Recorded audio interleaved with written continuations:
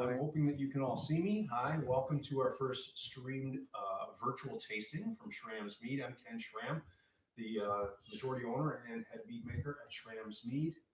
And tonight we're going to try and try and virtually taste some Lutowka and some Balaton Statement. These are cherry meads. The whole point of the statement was to make a statement about how much cherry there could be in a mead. And what we've got going now are European cherries. Both Lutowka and Balaton are cherries from Eastern Europe. Well, let's back up a little bit and talk about cherries in general. Right now there are three or four major species of cherries that are being marketed for tart cherry type products. Actually, cherry products in general. They're saying you're still really quiet. I Really can hear you quiet. really well, but I don't know. I will try and turn myself up. I think I'm up as loud I as don't I know. can be. Can you I can talk go louder? A little bit more. I can pump the volume a little higher. That's about as high as I can get it. Oh, see, Nikki's saying we're so. Oh, it's just me that's so loud. Can you turn mine down, and Yes, maybe I that'll can. help people?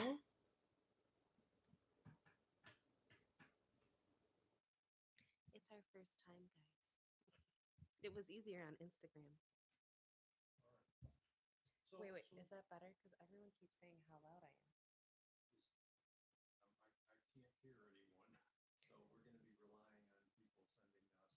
My mom just texted me. All right. Prunus avium is the sweet cherry. It's the bings. It's all of Something you species, did. There's no sound now. all of the species of cherries. Now I can't hear either of you. Uh-oh. Whatever you did to turn me down or something.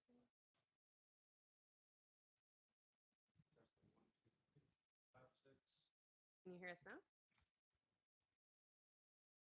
What did you change? I didn't change volume up for everybody. Now you both are too quiet, Umar says. Well, we're going to keep going. Well, but if no one can hear. There's no more volume. Let's just put this. Unplug yours, and we'll just use this one. And if it's so loud, just leave it right here. It's okay. Okay. Can you hear me now? Can you hear me now? Testing 1, 2, 3, 4, 5, 6, 7. Testing 1, 2, 3, 4, 5, 6, 7. Someone give us an idea. Now I can't hear it. I can't hear it all. Can you make it so that I can hear? Can I make it so that you can hear? Testing 1, 2, 3, 4, 5, 6, 7. All right. There we go. All right. Prunus avium is the sweet cherry. It is the Bings. It's the Rainiers. It's the Princess Anne's. It's all of the cherries that you buy that come with the stem on them in the store. Then there's Prunus cerasus. That is the tart cherry. And a lot of people think that Prunus, most of the people in the agricultural world believe that Prunus cerasus is the balance, pardon me, is a cross between Prunus avium and Prunus fruticosa.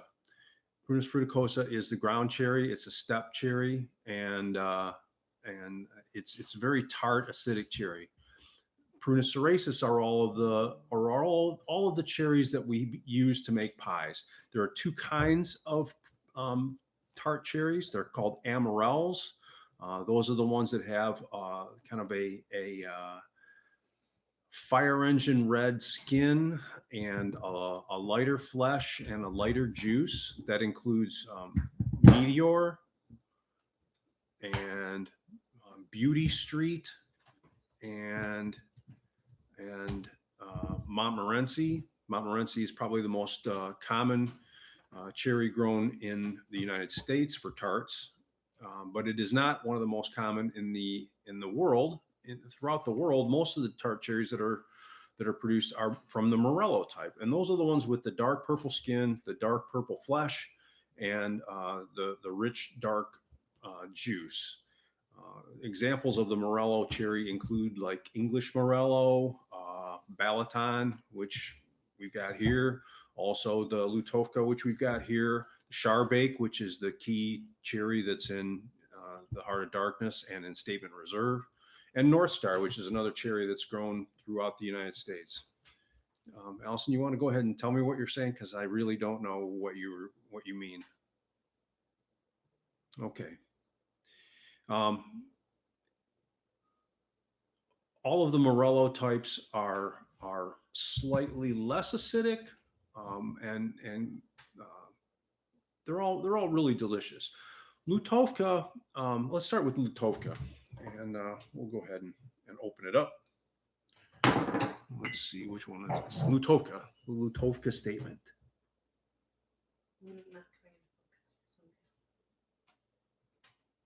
Not focusing? Well. Lutowka is the second statement that we created. The first one was done with Balaton. Lutowka is in fact the most popular tart cherry grown in the world. It's grown extensively in Poland.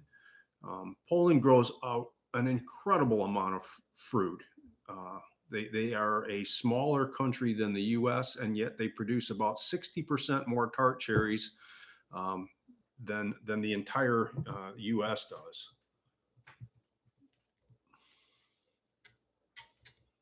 And Lutowka is the #1 tart cherry produced in Poland. It's also produced. The Lutowka is also grown in Russia. It's grown in Turkey, and it is grown in Hungary. It's a little more acidic than the Balaton is.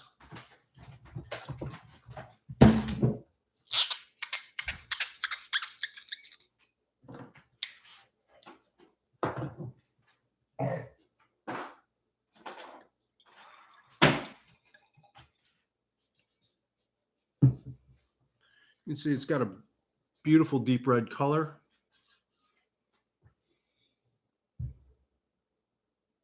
Again, I'm Ken Schramm, head mead maker at Schramm's Mead.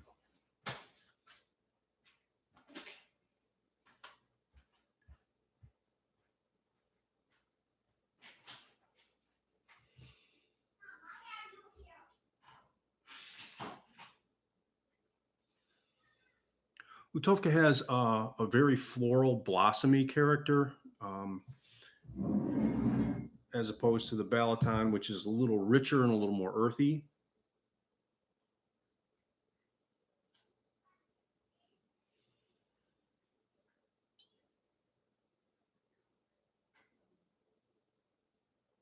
I'm using a Pinot Noir glass. This is a glass from Spiegelau, and I'm using it because it does a pretty good job with Pinot, which has a lot of the same characteristics that that the statement has.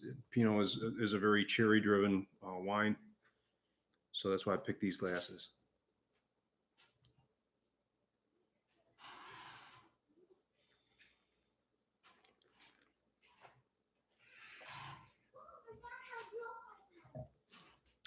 Lutowka has, in fact, softened and rounded considerably from when it was released.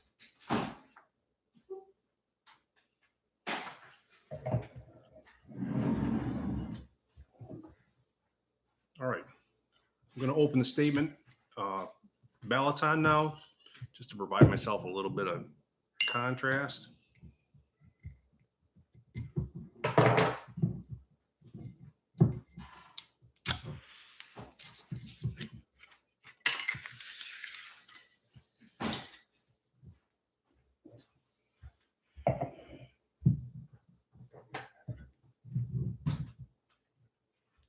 Someone wants to shoot me a comment on the chat just to make sure I understand that this is in fact working.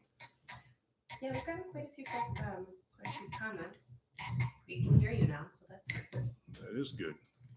Last comment I see is from James Michael. Ken is perfect. Frederick. Oh, Working meow. How is that showing? Oh.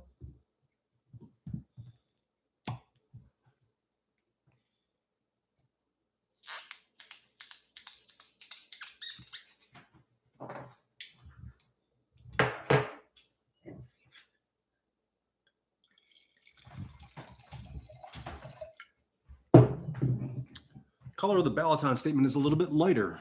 So for the people tasting along at home, what should they be doing to evaluate the meads like you are? Well, the key thing for me is the nose. I really like to give the meat a good swirl, and I stick my nose in there, and I'm just going to inhale deeply. There are a couple of different ways you can try and gain insights into what's in the mead. Short sniffs will deliver a slightly different impression than a long draw. So I start with a few short sniffs.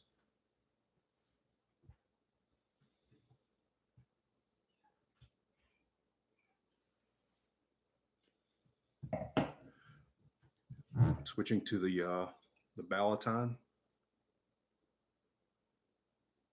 So this statement was bottled in September of 2019, which I think makes it batch 12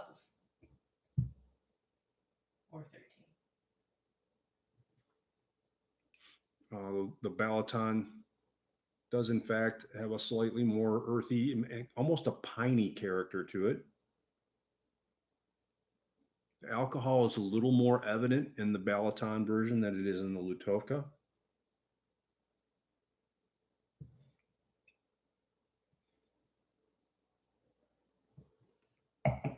Both somewhat Pinot Noir-esque, to be honest with you.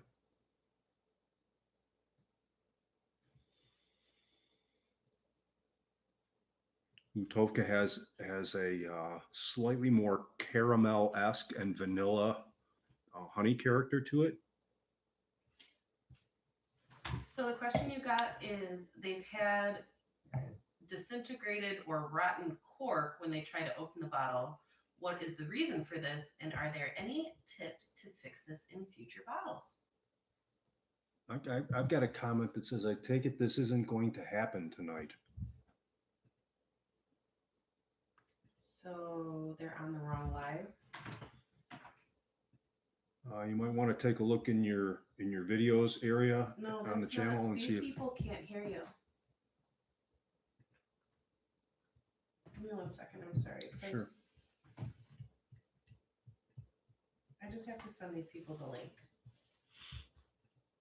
I think that the problem is we went up for a second and then back down.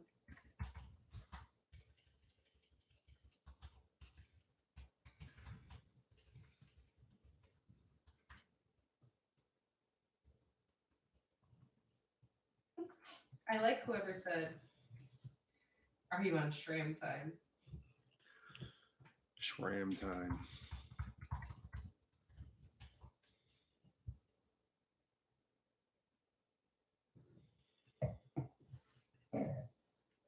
Okay.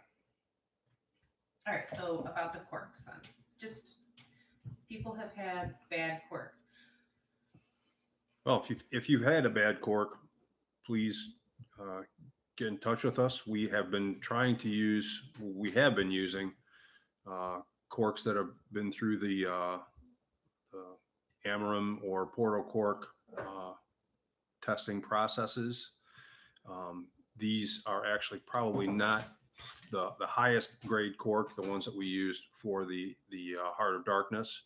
But if you have gotten a bottle that you believe is corked, please recork it and save it for us so that we can hopefully get a taste of it, and then let us know by emailing to info@schrammsmead.com or quality@schrammsmead.com, and we will be back in touch with you about how we remedy that situation.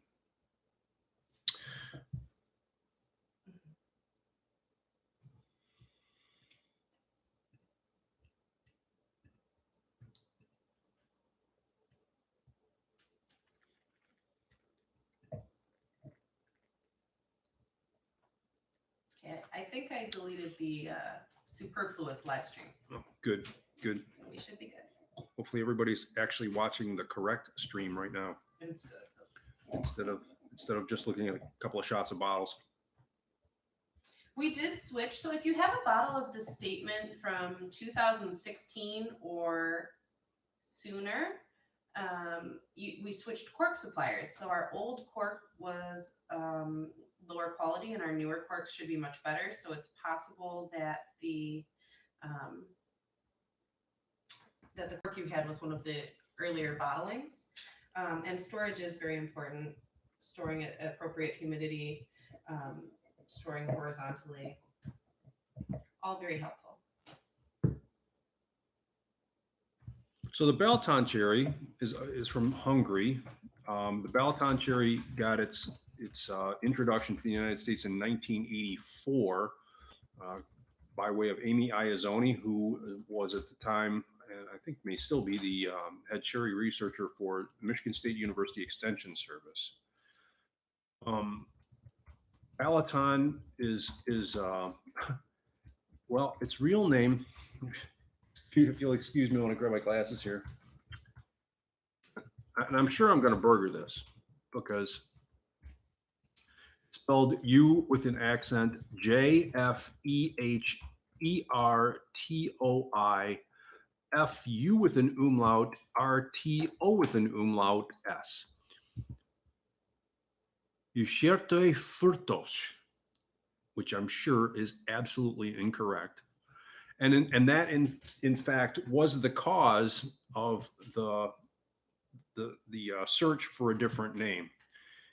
Amy and company actually looked around Hungary to try and find the name of a landmark in Hungary that would be pronounceable by Americans. And they found a lake kind of on the far other end of the country called Lake Balaton. And they named the cherry Balaton because they believed it would be both pronounceable and memorable. And it kind of worked out pretty well for them. These two are distinctly different. These two are distinctly different cherries, and that's a big part of what we're trying to do now at Schramm's, is to help people understand the differences between different varieties of fruit, of the same fruit, in the same sense that all of the grapes that go into making great wine are very different. Merlot is different from Cabernet, which is different from Nebbiolo, which is different from Carmenere. They're all distinct. They all have distinctive characters that reflect the places where they're grown. We do believe that, for example, the Chardonnay grows really well in southeastern Michigan. The Balaton is growing really nicely now in the Traverse City area. The Lutowka cherries that we use are from Poland. That's a big part of what we're doing right now at the orchard. We are going to go ahead and grow several different varieties. The one variety that I didn't really get into talking about very much are the varieties that have been released from the University of Saskatchewan, and they've released Romeo and Juliet, and I think they're called the Romance series. They all tend to have romance names. Carmine Jewel is one. We're growing Carmine Jewel. Allison says she's got a question. So the questions are the cherries pitted? Yes, they are. We pit the Chardonnays ourselves, and the Balatons and Lutowkas actually we purchase pre-pitted, so we don't have to pit those, which is wonderful. And then the other questions we had, do we use the same yeast in both? Yes, we use Lelven 71B. And then the last question, any particular reason for choosing Balaton and Lutowka? By the way, they're both excellent. Thank you, Laura. Yeah, why do you choose those two? Well, Balaton we chose, Balaton was the selection for what we were going to use in the basic statement after having initially tested the two that we could come by relatively readily and in large quantities. We have to be able to get at least a ton of cherries at a time, because that's how many go into even the smallest batch of the statement that we make, which is about a ton. And then in our next larger fermenter, we use about 3,800 pounds when we do a batch. So we got to be able to come up with a lot of cherries at once. In Michigan, that means Montmorency or Balaton, and we tested both of them. We did some extensive pilot batching and discovered Well, we started off with Montmorency and then Balaton and a blend of the two. We discovered that we really liked the Balaton best just by itself. Um, we went ahead and tried Lutowka when it first became available to us through our supplier because we knew it had a tremendous reputation. It was a Morello type. It has a huge following around the rest of the world.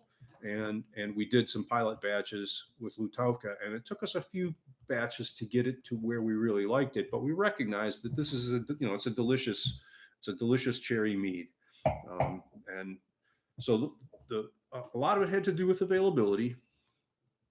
Really, we think the best one that we make is the one that we make with Charbake, and we don't have a lot of availability of that fruit whatsoever. So um, it has to do with how many we can get. So the question is, do you juice your cherries or put them in whole? We put them in whole. The fruit goes in the fermenter pitted, so it obviously has a way for the yeast to get into the interior of the fruit and extract the sugars and the juice from the fruit. But we do them whole. We use whole fruit for all of our meats. We use whole fruit with the berries. We don't do anything to them; they go in entirely intact. And the currants that we use get crushed before they are used. But yes, we use whole fruit for all of our meats. And I'm sorry if this is repetitive, but the reason that we like the Morello cherries the best is because of their acid profile and the balance that they create in the mead. There are a lot of sweet cherries that are super delicious for eating, but we need something to balance out the honey that we use. We use a lot of high quality orange blossom in both of these meads. We have made some batches of the statement with wildflower, but these particular batches were both orange blossom. And so, in order to balance that amount of honey, you need a fruit with a ton of acidity, and that's what you get from these particular cherries. Yep. The next question was, do you press them after or any of the fruit? We do not. We free run off of all of our fruit, and we leave it at that. We have tried doing some pressings of, for example, the raspberries or the blackberries, and what we find is that there's too much acidity and tannin that gets extracted from the fruits if we press. So all of our meads are free run. Do you add tannins, or do the cherries have enough tannin on their own? The cherries have plenty of tannin on their own. We don't add. We don't add tannins or anything to any of our meads. We are Do you want to talk about your favorite phrase, spoofulation? spoofulation. Spoofulation. Well, there's a lot that you can do. There's seemingly a chemical available to adjust your meat in any direction that you might want it to go. Um, our my feeling is that what we really want to do is to be able to kind of play baseball as well as Ty Cobb did. We want to be able to hit the ball without performance enhancing drugs, and so our meads are made almost entirely by putting together the recipe formulation that we like and fermenting, running off the fruit, and then just aging until it's clear and putting it in the bottle. Um, I, there, I'm not going to be a critic of those people who choose to do those kinds of things. It's just not what we're going to do.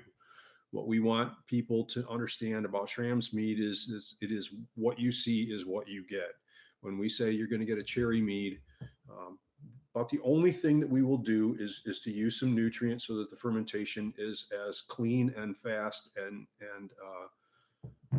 pure as it can be, so that you get exactly what the fruit is there to deliver. But we're not going to add tannins afterwards. We're not going to add acidity afterwards. You're not going to see us playing around very much with stuff. We're gonna um, give you what we came up with. We may, if we have batches that go a little bit drier or a little bit sweeter, we may blend a couple of batches together to get it right to where we want it on the sweetness scale. But our intention is to be able to keep it really simple and pure. Are the cherries part of the primary fermentation? The cherries, the fruit is in all of our primary fermentations. That we mix the honey and the water and put it in with the fruit and pitch the yeast. Everything goes in the primary. We I am willing to say that use of fruit in secondary is a fine technique, but it's not fine at the scale that we're at. And because we want to get the mead fermented and clearing as quickly as possible, it's not really practical for us to put fruit into the secondary. The other thing that's problematic about putting fruit into the secondary on a commercial scale is that once you do that, you really change the gravity of the beverage.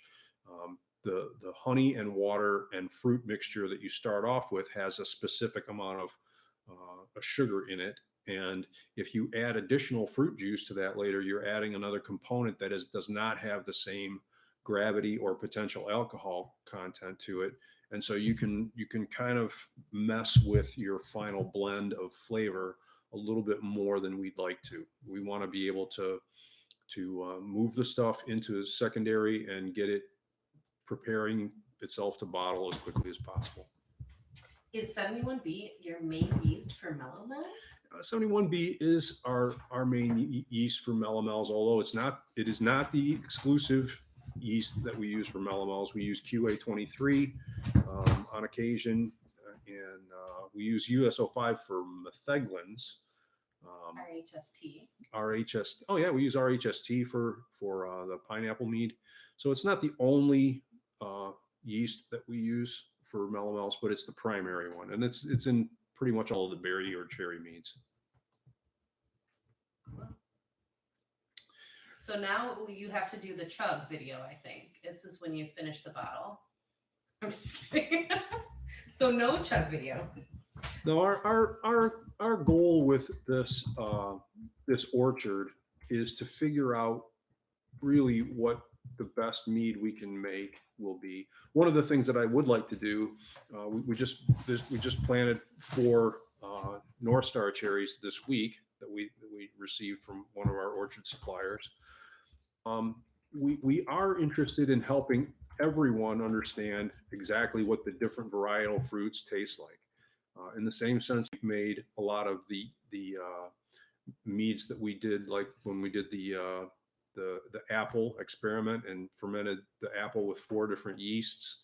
We're trying to provide people a learning opportunity, and we know that the learning opportunity that people will have if they get the chance to taste statement batches from at this point, I think we have 9 different cherries growing on the property. We have Romeo, we have Juliet, Romeo, Juliet, Carmine, Jewel, Charbake. We have Meteor, we have Danube, we have North Star, we have English Morello, maybe only 8. Only the 8, just the 8. Did you say Danube? I said Danube. Romeo, Juliet, Carmine, Jewel. Romeo, Juliet, Charbake. Carmine, Jewel, Charbake. I don't know. That's enough, right? Meteor, Danube, Yeah, I think that's it. English Morello, and North Star. So yeah, we have 8, and our goal is to help people understand how those things ferment, how they pair with honey, maybe how they pair with different honeys. That's one of the interesting opportunities that we're going to have.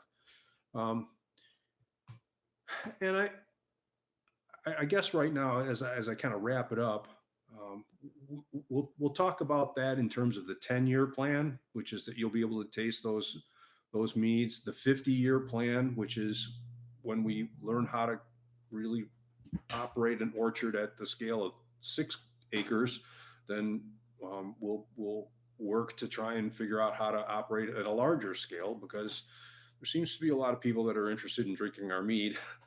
And then we're looking at the sort of the 100 and 500 year plan. How are we going to build a sustainable business that does the right thing for the environment, that does the right thing for the staff members, that does the right thing for the fruit, and how are we going to craft um, a business that will hopefully stay in in in people's beverage uh, opportunities for the long haul. And I do want to say this. This is a really difficult time for everybody. This whole coronavirus situation has been extremely stressful for the staff at Schramm's. It's been really difficult for our family, and I know that it's been really difficult. And I want to offer our sympathies for anyone who's endured the problems with the coronavirus.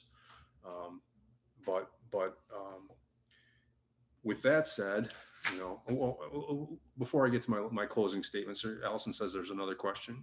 Yeah, there. I mean, There's a few more. Yeah, yeah. All right, It was. we'll I, go just, for a I few don't more. want to interrupt. We'll But go for a few more. okay. How big are the tanks to hold all of your fruit? We have 4 different primary fermentation systems. One is the little tiny tanks that we got started with, and Well, each one of 5. those. Because the small batch, we still do The a small lot. We batch. do a lot The of small batch we can batch. actually split into 2 different. It's 2 tanks. Each one of them is about 400 liters. Um, that gives us the chance to, for example, do um, Patience. well, we do something like patience on one in one tank, but more importantly, when we do heather with 2 different yeasts, and so we can split and put the 2 tanks into 2 different, in with 2 different yeasts, and then blend them later. So that's the smallest tank. The smallest system is 2 400-liter tanks. The next 2 systems are 2,000-liter tanks, and then the largest tank is the one that we know as Babe for Susan's mom, and that is 3,700 liters. That's a little. Well, 3,700 liters is about 950 gallons. But we still do a ton of batches, 5 gallons at a time. We do. The Apple Reserve is done 5 gallons at a time. The Statement is done 5 gallons at a time. We have Statement Reserve. The Statement Reserve. I'm sorry, the Statement Reserve. Honeyberry, Heart of Darkness. Honeyberry was done 5 gallons at a time. So there are a number of things where we're looking to try and have maximum control, and we do those in 5 gallon batches. Are there natural yeasts on the cherry skins that contribute to the mead? Yes, I am sure there are. There are going to be wild yeasts in probably all of our fermentations.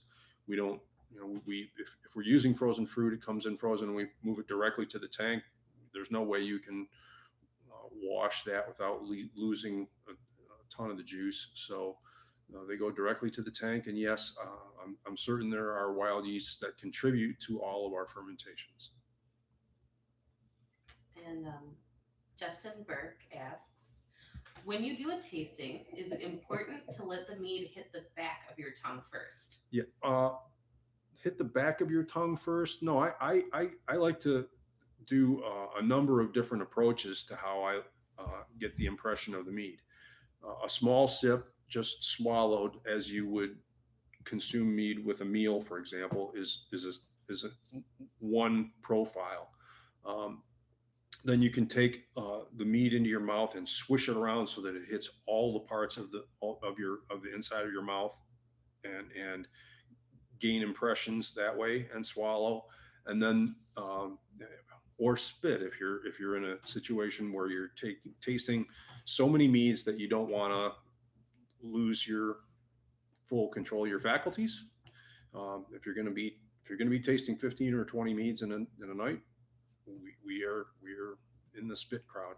And then the other thing that I like to do is to take some mead into the front of my mouth and then draw air through it and allow it to bubble in my mouth, and that provides you a whole lot of information about what the retronasals are going to be like, and also what the mead is like once it takes on more oxygen, which is something that if you've got your, if you've got the time to let the mead sit in the glass for an hour or two and find out what its table length is like, you can do it that way. But if you need to get a quick burst of what the mead is like after it's taken on some oxygen, that's a good way to know what it's got going for it. Are there any plans to make a meadow foam traditional? We've done a couple. I haven't been wholly satisfied with them.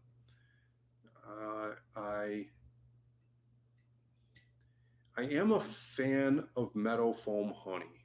I think it's delicious. Before I tasted meadow foam honey, though, meadow foam honey tastes like marshmallows. And I can't say as I ever thought to myself, boy, I really wish there were more marshmallows in my mead. There are a lot of things I love about mead. Um, that wasn't one that really struck me as something that was lacking in my mead in the past.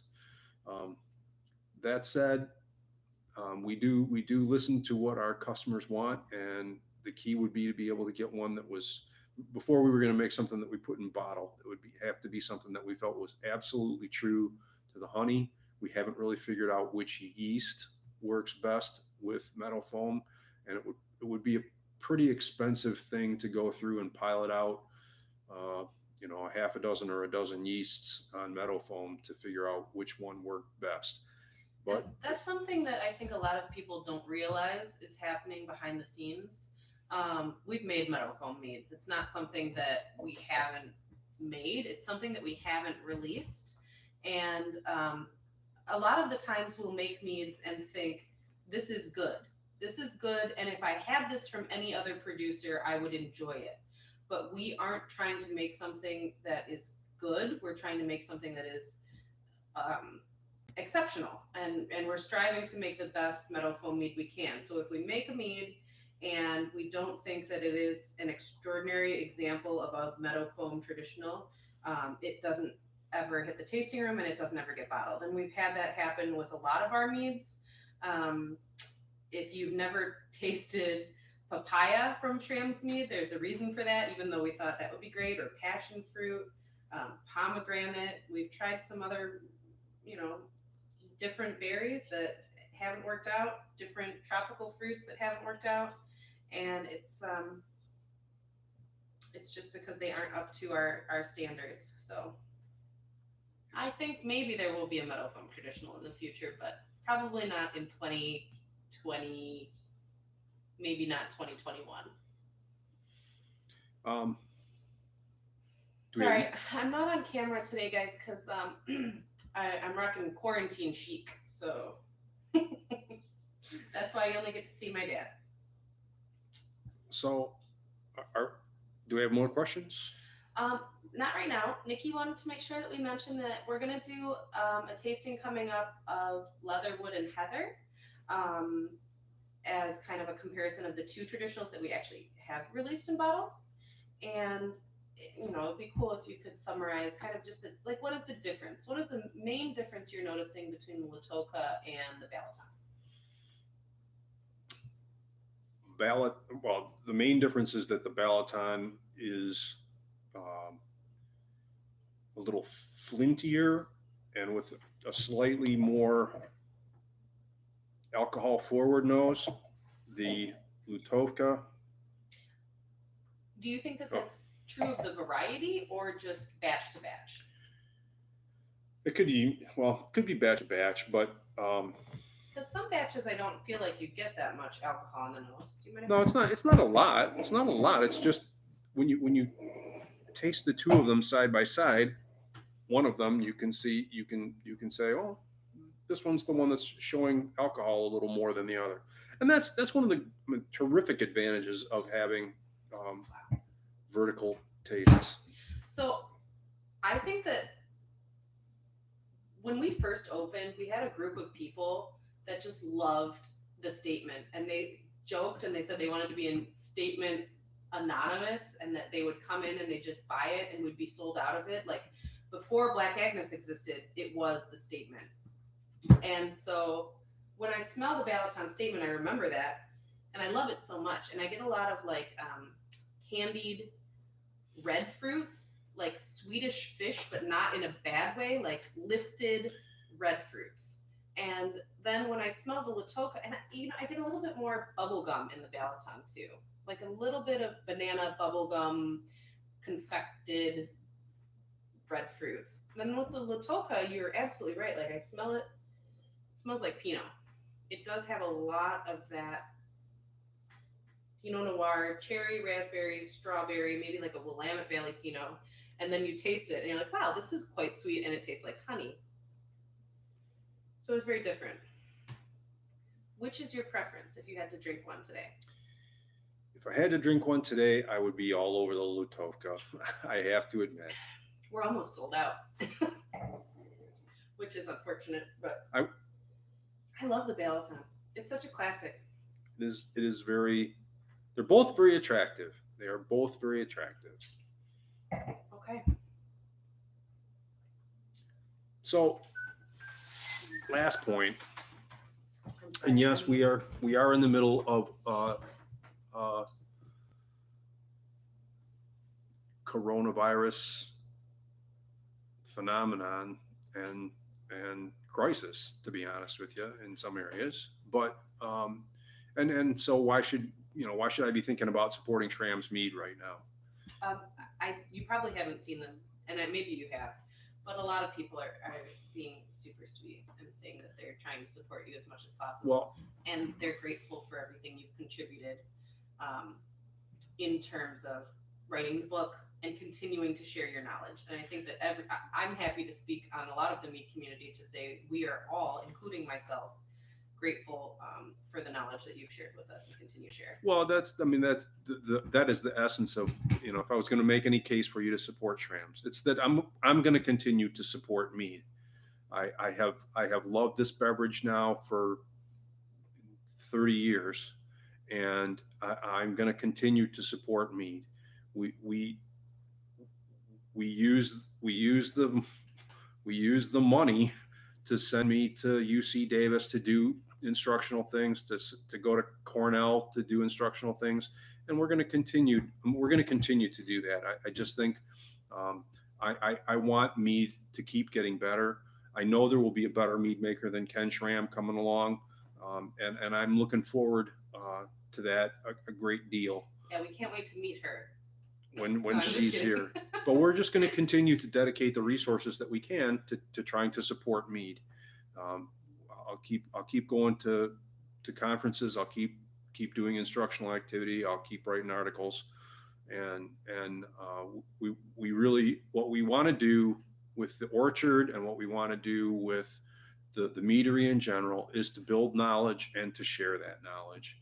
And if there's any case I wanted to make, it's that we're trying to look out for mead, and we're trying to look out for everything that people need to understand and know to make better mead, and to make mead a more popular and delicious beverage. Cool. Well, we really appreciate you guys tuning in, and I'm so sorry that we had so many technical difficulties in the beginning. We're learning, and we're grateful for you. And if you want, you can go to our Facebook and tell us what you want to see in future videos, what you liked about this one. Feel free to tell us what you didn't like. We really don't mind. Send us a private message, DM. You can email us, info@schrammsmead.com. And yeah, thank you for tuning in. And yeah, I don't know. Do you have anything else, Betsy? I don't. Thank you right, for being cool. here. And well, please stay healthy. Please stay safe. Yeah. Let's see if we can figure out how to turn this off. Oh, do you want to say hi? No, I need to go potty. Oh, you need to go potty. All right. That's Amelia. Gotta go. Bye.